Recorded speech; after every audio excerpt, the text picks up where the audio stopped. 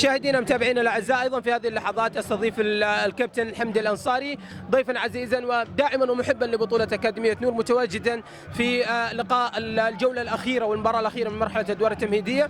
كوتش يعطيك العافيه، شكرا على الحضور. اجواء مميزه جدا في بطوله اكاديميه نور. فعلا صراحه انا شايف انه في اجواء وفي يعني تحس انك انت حاضر بطوله صراحه عالميه، يعني حقيقه يعني مش مباعده بشكل كبير عن الدوري السعودي.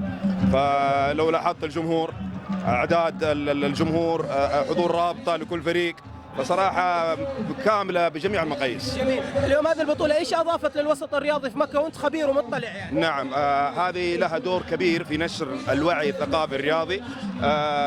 يعني نحن يعني وصلت رسالة انه الرياضة مو بس للمتعة فقط، انما للصحة العامة، للجسم بشكل عام، يعني في تطوير الصحة من جميع المجالات. جميل. اليوم ايضا نتحدث عن ان الكابتن محمد نور يعني رسالة واضحة في هذه البطولة، أنا أقدم ما يمثل مكة ويشرفها خير تمثيل. نعم، تسليط الأضواء على الرياضيين بشكل عام.